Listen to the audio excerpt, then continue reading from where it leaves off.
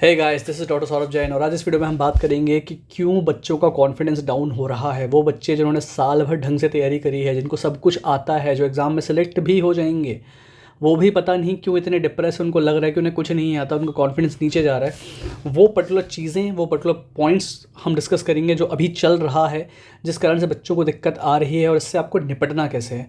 क्योंकि देखो, बहुत सारे बच्चे मेरे पास दिन भर जिनके मैसेज आते हैं, मुझे पता होता है कि ये बच्चा सेलेक्ट हो जाएगा, उसकी तैयारी है। वो बच्चा जो 450-500 नंबर तक पहुंच रहा है, उसका भी मेरे को पता है कि प्रोबेबिलिटी है कि बच्चा सेलेक्ट हो जाएगा। लेकिन ना, अगर आप मन से ही हार जाओगे, आपको लगेगा कि अब आपका होगा नहीं, तो आप तैयारी नहीं करोगे। लास्ट अगले जो 25 दिन बचे हुए हैं, ये सबसे क्रूशियल टाइम है, क्योंकि आपने साल भर मेहनत करी है, आपने बेस बनाया, आपके पास फाउंडेशन है। आप इस पर मेहनत कर जाओगे, अगले 50-100 नंबर आप और अपनी इंक्रीज़ कर सकते हो, और इतना आपके सिलेक्शन के लिए सफिशिएंट है। इस टाइम पे आप छोड़ जाओगे तो एक्चुअली होगा क्या, बहुत सारे बच्चे सेम लेवल पर हैं।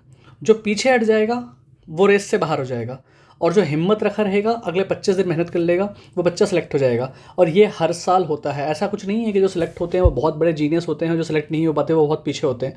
और बच्चों को ये चीज़ बाद में रियलाइज़ होती है जब वो मेडिकल कॉलेज में पहुंच जाते हैं कि यार, उस टाइम पर ना, अगर थोड़ा दिन और लग जाता तो शायद 1 साल बच जाता। सो अभी मैं बात करूँगा कि क्या चल रहा है मार्केट में, क्यों इतनी दिक्कत आ रही है और क्यों बच्चे परेशान हो रहे हैं, और क्या चीज़ें हैं जो बेवकूफ़ियाँ बच्चे कर रहे हैं, और बहुत सारे तो कोचिंग वाले भी भटका रहे हैं बच्चों को, जिस कारण से दिक्कत हो रही है। सो सबसे पहली चीज़ देखो, पहले ना हमारे पास टेस्ट सीरीज़ लिमिटेड हुआ करती थी। अब चक्कर ये पड़ गया है कि अब हमारे पास ना 50 टेस्ट सीरीज़ आने लगी मार्केट में, 50 टाइप की। There are too many tests of varying level. चाहे आप किसी भी कोचिंग की बात कर लीजिए, बड़ी कोचिंग की बात कर लीजिए, छोटी कोचिंग की बात कर लीजिए, बहुत सारे टाइप की कोचिंग्स हैं। हर कोचिंग ने अपना अपना टेस्ट पेपर बनाया हुआ है और अलग अलग लेवल ऑफ पेपर बना रहे हैं। प्रॉब्लम क्या होती है, एक अच्छा बच्चा है, मान लो उसकी तैयारी अच्छी है, उसने साल भर तैयारी अच्छी की, एक पेपर दिया, उसने पेपर मॉडरेट लेवल का था या ईजी लेवल का था, उसके नंबर आए 600 या मान लो आए 550।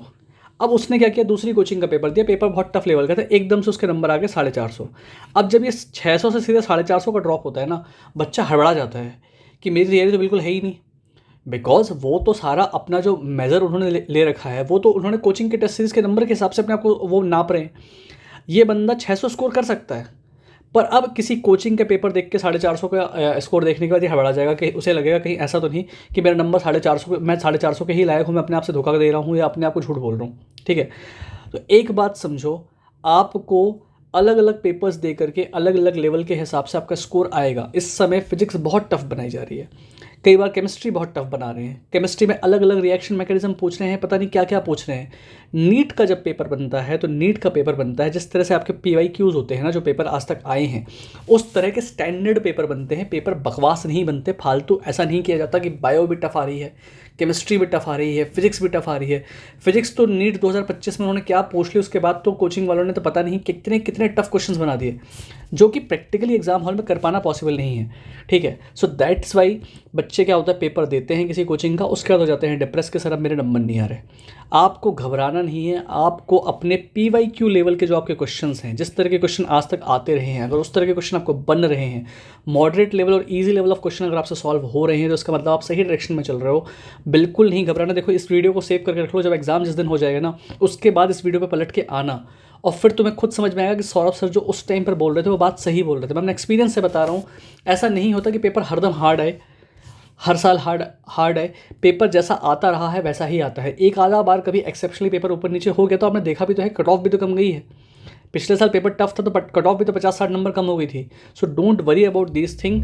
टेस्ट पेपर के लेवल को देख करके आप घबराओ नहीं। पेपर में स्कोर आपका एक आधा खराब आता है तो एक पेपर में स्कोर खराब आता है, अगला पेपर दे लो, अगले में स्कोर आपका सही हो जाएगा। ऑन एन एवरेज अगर आपका स्कोर सही चल रहा है मॉडरेट लेवल और ईजी लेवल ऑफ पेपर में, तो आप सेफ हो, घबराओ नहीं। दूसरा, पेपर के क्वेश्चंस बहुत हार्ड बनाए जा रहे हैं। देखो, टीचर्स का काम है क्वेश्चंस हार्ड बनाना। ओके, बहुत इजी पेपर अगर आपको किसी कोचिंग का बना दिया जाएगा ना, और सारे पेपर अगर इजी आते रहेंगे, उस टेस्ट सीरीज को कोई खरीदेगा ही नहीं। इसीलिए कोचिंग वालों को पेपर थोड़े से हार्ड बनाने पड़ते हैं, क्योंकि सेल नहीं होंगे। अगर आप बहुत इजी पेपर ही बनाते रहेंगे, अगर वो तो बच्चों को लगेगा इस टेस्ट सीरीज़ में कोई दम ही नहीं है, इसलिए पेपर टफ बनाने पड़ते हैं। तो क्वेश्चन पेपर बहुत हार्ड बनाया जा रहा है। और क्या हो रहा है कि न सिर्फ एक सब्जेक्ट का हार्ड बनाया जा रहा है, बायो के भी टफ बना दे रहे हैं वो उसी पेपर में, उसी में केमिस्ट्री भी टफ है, फिजिक्स भी टफ है, ओवरऑल स्कोर डिप हो जाता है। फिर बच्चों के दिमाग में अगला सवाल आता है कि सर मेरे नंबर तो ख़राब आ रहे हैं, पर टॉपर तो बहुत अच्छा स्कोर कर रहे हैं, तो यार तुम्हें क्या करना है ये बताओ। टॉपर अगर हो सकता है बहुत बहुत टफ पेपर में भी 650 नंबर स्कोर कर रहा है और तुम्हारे 450 ही आ रहे हैं, तो तुम उस 200 नंबर के गैप को क्यों देख रहे हो। तुम्हारा कंपटीशन उस बंदे से नहीं है, तुम्हारा कंपटीशन है कि तुमको एक सीट चाहिए। अपने तैयारी के हिसाब से ये देखो कि तुमको मिनिमम कट ऑफ कितनी रिक्वायर्ड है कि तुमको एक जीएमसी की सीट मिल जाए। पहले तो हमको लगानी है उस चीज़ की व्यवस्था। अगर वहाँ तक आप पहुँच गए तो उसके बाद हम सोचेंगे रैंक के बारे में। अगर टॉपर 650 नंबर लेके आ पा रहा है, तुम्हारे 450 ही आ रहे हैं, तो हो सकता है उसकी तैयारी में, तुम्हारी तैयारी में सीधी बात है कि ज़मीन आसमान का अंतर होगा। लेकिन इसका मतलब ये नहीं है कि तुम डॉक्टर नहीं बन सकते। फोकस करो सिलेक्शन पर।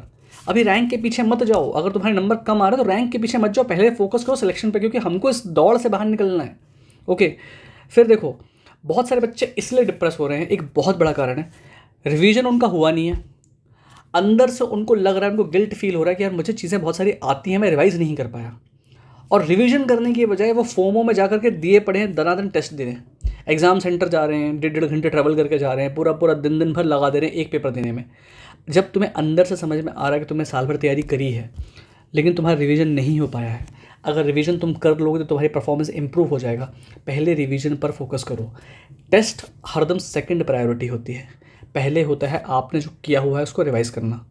मैं हरदम एक चीज़ बोलता हूँ, मैं फिर बोल रहा हूँ, जितनी भी कोचिंग वाले स्ट्रैटेजी बताते हैं, जो भी इतने सारे पेपर लिए जा रहे हैं, ये हर काम टॉपर के हिसाब से किया जाता है। वो बंदा जो रैंक ला करके उनको दे पाएगा, ठीक है, क्योंकि अलग से बैचेस बनाए जाते हैं इन टॉपर्स के लिए, अलग से इनके लिए टेस्ट पेपर किए जाते हैं, इनको अलग से क्वेश्चंस दिए जाते हैं सॉल्व करने के लिए। इवन बहुत सारे बच्चे जो टॉपर भी हैं वो भी बहुत फ्रस्ट्रेट और इरिटेट हो जाते हैं, बर्नआउट हो जाते हैं इतने सारे क्वेश्चंस, इतने सारे पेपर्स दे करके। लेकिन उनके लिए ये चीज़ मैनेज कर पाना ईजी है, क्योंकि थ्योरी वो कर चुके हैं, वो उस लेवल पर है, आप अभी नहीं हो। आपको चाहिए सिलेक्शन। पहले अपने रिवीजन पर फोकस करो। इस फोमो के चक्कर में जितने सारे टेस्ट सीरीज हो रही है, सारे टेस्ट देने मत जाओ। होता क्या है कि आप रिवीजन करते नहीं हो, टेस्ट देते हो, स्कोर आपका आता नहीं है, आपके अंदर आपको गिल्ट फील होता है कि मुझे चीज़ें आती थी, लेकिन फिर अगला टेस्ट आ जाता है, रिवाइज आप कर नहीं पाते। So focus on revision, not on test. Test आपको लिमिटेड देने हैं। टेस्ट देना आसान है। बायो का एक एफएसटी रोज़ दे लो, कम से कम 50% चीज़ तो टेस्ट तो आप पोर्शन का टेस्ट तो आप दे रहे होगे। फिर आपको टाइम मिल पाता है, केमिस्ट्री का एफएसटी दे लो, रोज़ नहीं दे पा रहे केमिस्ट्री का एफएसटी हर दूसरे दिन दे लो, लेकिन पूरा 3 घंटे का एफएसटी अलग अलग कोचिंग का देने अगर तुम ऑफलाइन खास करके बैठोगे, तुम्हारे पास इतना टाइम नहीं है। Focus on revision. जो कर चुके हो उस पर फोकस करो, नई चीज़ों के पीछे मत भागो अभी, ठीक है।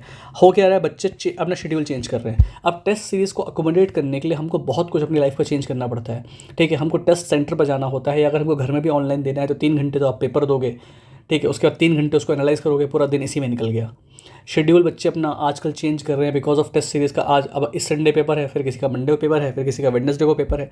आप अपने थ्योरी जो रिवीजन करना था उसको टाइम दे ही नहीं पा रहे हो। So you don't have to change your schedule as per any coaching. 20-25 दिन बचे हैं, अपने आप पर फोकस कर लो। मैं बार बार कह रहा हूँ, जितना अच्छे से तुम अपने आप पर फोकस करके, अपने अंदर की सुन करके, अपने सेल्फ रिवीजन को कर लोगे और तुम परफॉर्म कर लोगे, उतना तुम किसी टेस्ट सीरीज़ को फॉलो करके परफॉर्म नहीं कर पाओगे। तुमने साल भर मेहनत करी है, तुमको पता है तुमको क्या आता है। सो focus on the thing that you already know. नए चैप्टर्स के पीछे मत जाओ, जो कर चुके हो उसी को ढंग से रिवाइज करो, उससे एफिशिएंसी कई गुना ज़्यादा बेटर आएगी, ठीक है। एक गलती बच्चे और कर रहे हैं, वो सो कम रहे हैं, they are taking less sleep. देखो, बहुत बड़े बड़े टीचर्स के मैंने वीडियोस देखे हैं, कुछ लोगों ने समझा दिया कि 6 घंटे की नींद लेके काम चल जाएगा। ऐसा नहीं है। आपकी जो एज ग्रुप है, आप 16 से 18 साल, 20 साल की जो आपकी एज ग्रुप है, इस समय कम से कम आपको 7 से 8 घंटे की नींद चाहिए, ठीक है। अगर हम मिनिमम भी पकड़ के चले तो 7 घंटे की नींद आपको चाहिए। और होता क्या है कि इस समय चूंकि आप हाईली स्ट्रेसफुल सिचुएशन में हो, तो हो सकता है कि आपको आधा घंटे की नींद और चाहिए। अब कुछ टीचर्स के मैंने वीडियो देखे, वो कह रहे हैं कि आप प्राणायाम करना शुरू कर दो तो आप 6 घंटे की जगह 5 घंटे में भी काम चला लोगे। This is completely wrong advice. आप किसी बच्चे को फिजिकली इतना स्ट्रेसफुल सिचुएशन में अगर बच्चा रहेगा, ही कैन नॉट परफॉर्म। एक बच्चा था, मेरे मेंटरशिप प्रोग्राम का पार्ट है, उसने मुझे बोला सर मैं ना 4 घंटे रोज़ सोता हूँ और मैं पढ़ाई करने में लगा हुआ। मैंने कहा तुम कितने घंटे पढ़ते हो? उसने कहा सर मैं 14 आवर्स पढ़ता हूँ। तो सर आप मुझे क्या सलाह देना चाहेंगे? मैंने कहा एक काम करो, कल से तुम 4 घंटे और सोना शुरू करो। You start sleeping at least 7 hours per day. और मैंने कहा उससे तुम्हारा परफॉर्मेंस बढ़ेगा। बोला सर नहीं, मैं टाइम कम नहीं करना चाहता। मैंने कहा तुम करके देखो, क्योंकि 4 घंटे रोज़ सो रहा था वो। हर तीसरे दिन उसको फीवर आ रहा था, उसकी बॉडी में पेन था, उसका दिमाग नहीं लग रहा था। मैंने उसको कहा तुम प्रॉपर स्लीप लो। प्रॉपर स्लीप लेने उसने शुरू करी, उसका परफॉर्मेंस अपने आप इंप्रूव हुआ। सो ऐसा ज़रूरी नहीं किसी चीज़ को बढ़ा करके ही परफॉर्मेंस इंप्रूव किया जाए। कभी कभी टाइम ऑफ स्टडी रिड्यूस करके और स्लीपिंग आवर्स प्रॉपर दे करके, अपने दिमाग को प्रॉपर रेस्ट दे करके भी आप अपने परफॉर्मेंस को इंप्रूव कर सकते हो। डर के कारण वैसे भी आप पढ़ाई ज़्यादा ही कर रहे होगे अभी लास्ट के टाइम पर। एटलीस्ट स्लीप एक ऐसी चीज़ है जिस पर आपका कंट्रोल है, उसको ढंग से लो, क्योंकि आपके दिमाग को रेस्ट की ज़रूरत है, ठीक है।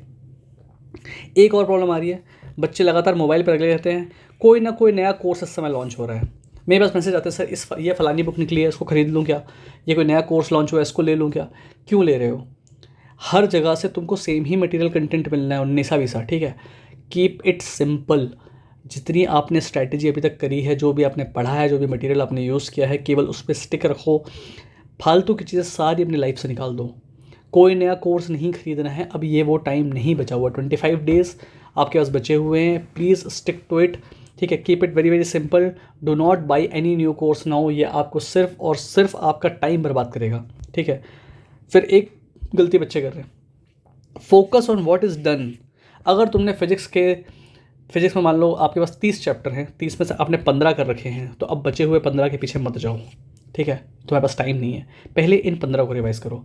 बायो तुम्हारी प्रायोरिटी है। अगर और कोई सब्जेक्ट तुम्हारा बचा हुआ है लेकिन तुम्हारी बायो भी बची हुई है, पहले बायो करो। केमिस्ट्री में अगर तुमको लगता है फिजिकल में 2 चैप्टर छूट गए, छोड़ दो।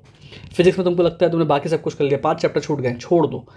अभी अगर तुम नई चीज़ों को करने जाओगे तुम्हें बहुत ज़्यादा टाइम लगेगा, और उससे होता है कॉन्फिडेंस डाउन। नई चीज़ करने से, पुरानी चीज़ को रिवाइज़ करने से आपको फील होता है कि हाँ यार चीज़ें मुझे आती हैं, मैं कर रहा हूँ, उससे कॉन्फिडेंस बढ़ता है। कॉन्फिडेंस एक बहुत बड़ा फैक्टर है एग्ज़ाम में, ठीक है। जो सेलेक्ट होता है और जो सेलेक्ट नहीं हो पाता, उन दोनों के बीच में नॉलेज में और परफॉर्मेंस में बहुत ज़्यादा डिफरेंस नहीं होता। कॉन्फिडेंस का लेकिन बहुत बड़ा डिफरेंस होता है। वो 1-2 क्वेश्चन जो आप ऊपर नीचे कर देते हो ना, उतने में ही तो खेल हो जाता है, ठीक है।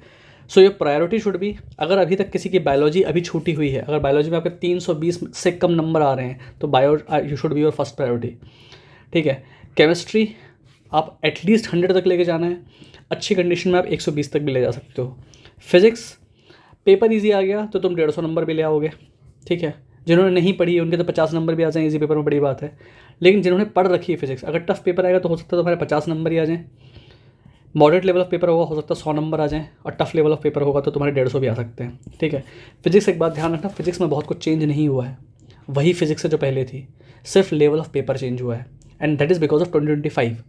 हो सकता है 2026 में पेपर जो हो वो नॉर्मल लेवल का है, ठीक है। तो तुम्हारा फिजिक्स का परफॉर्मेंस, फिजिक्स में तुम क्या स्कोर करते हो, बहुत कुछ डिपेंड करेगा कि आपका पेपर लेवल क्या आया हुआ है। इसीलिए बहुत ज़्यादा ज़रूरी है कि फिजिक्स में फॉर्मुलेस करके जाना और फिजिक्स में PYQs करके जाना।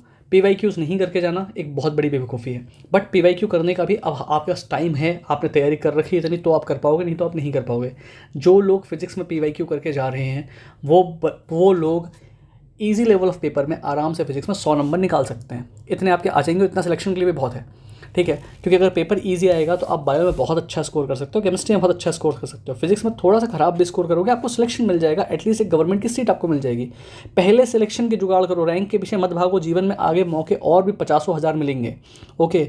सो focus on PYQs are very very important. You need theory revision, please theory revise करो। पेपर्स के पीछे तभी भागो जब तुम्हारी थ्योरी हो चुकी हो। सिर्फ पेपर देने के चक्कर में तुम पागलों की तरह भागते रहोगे टेस्ट सीरीज़ के पीछे, और बाद में तुम्हें रियलाइज़ होगा कि यार तुम बहुत कुछ कर सकते थे जो तुम नहीं कर पाए, क्योंकि तुम सिर्फ किसी टेस्ट सीरीज़ को ही फॉलो करते रहे, सिर्फ टेस्ट पे टेस्ट ही देते रहे, ठीक है। Too many test are exhausting. Please focus at one place. घर पे बैठो, टिको और पढ़ाई करो, अपनी सेल्फ स्टडी पे ज़्यादा फोकस करो rather than only and only giving papers, okay. First you should focus on cut off. अपने हिसाब से देख लो, कुछ लोग हैं जिनको प्राइवेट कॉलेज ही चाहिए। भाई जब तुम्हें 400 नंबर कट ऑफ चाहिए तो पहले 400 के जुगाड़ करो ना, 600 के पीछे क्यों भाग रहे हो। कुछ लोग हैं जिनको कम कट ऑफ की रिक्वायरमेंट है। आई वुड से अपनी हिसाब से देख लो कि तुम्हें तुम्हारे स्टेट की एक GMC सीट के लिए कितनी कट ऑफ की रिक्वायरमेंट है, पहले वो क्राइटेरिया फुलफिल करना है। पहले हमें डॉक्टर बनने की जुगाड़ लगानी है, उसके बाद रैंक की हम बात करेंगे, ठीक है। क्योंकि जैसे ही आप इस फील्ड में घुस जाते हो, आगे आपको 1000 मौके और मिलते हैं अपने आप को टॉप परफॉर्मेंस में ले जाने के और अपने आप को प्रूव करने के। सो focus on getting a seat first. अगर आप ऑलरेडी बहुत अच्छे पोजीशन में हो, आपके 600 650 नंबर आ रहे हैं, तो अपने हिसाब से एक टारगेट सेट करो कि अगर मुझे एम्स दिल्ली की सीट चाहिए तो मुझे कितने नंबर चाहिए होंगे, या तुम्हें जिस भी एम्स की सीट चाहिए हो या जिस भी टॉप कॉलेज की सीट चाहिए उसके लिए तुम्हें कितने नंबर चाहिए होंगे। सबसे पहले ये देख लो उसके हिसाब का क्राइटेरिया तुम्हारा फुलफिल हो रहा है कि नहीं, और उसके बाद उसके आगे की व्यवस्था करो। So first focus on the basic things, then go for the hard thing. See selection is not that tough, and ऐसा नहीं है कि जब तुम्हें सब कुछ आता होगा और सब कुछ बहुत अच्छे से आता होगा और बिल्कुल परफेक्ट तैयारी होगी तभी सिलेक्शन ले पाओगे। तैयारी कभी पूरी नहीं होती, कुछ ना कुछ छूटता है। एक नहीं, आप 5 साल तक तैयारी करते रहोगे, 5वें साल के बाद भी आपको लगेगा कुछ ना कुछ छूट गया, ओके। परफेक्शन से कभी आपका सिलेक्शन नहीं होता है। आप एक बेयर मिनिमम करके जाते हो और आप कुछ चीज़ें करके चले जाते हो और उसको ढंग से करके चले जाते हो तो भी एग्ज़ाम निकल जाता है। So don't try to be a perfectionist, try to clear this exam, focus on the basic things and have belief on yourself exam है यार, कोई बहुत बड़ी चीज़ नहीं है, निकल जाएगा, ठीक है।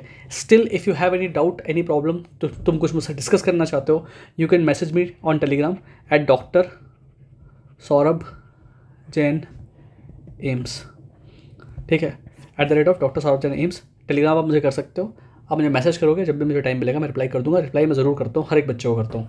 Okay, so best of luck, लगे रहना। कोई भी दिक्कत है इस वीडियो के नीचे कमेंट कर दो, मैसेज कर दो, I will definitely reply to you. Thank you.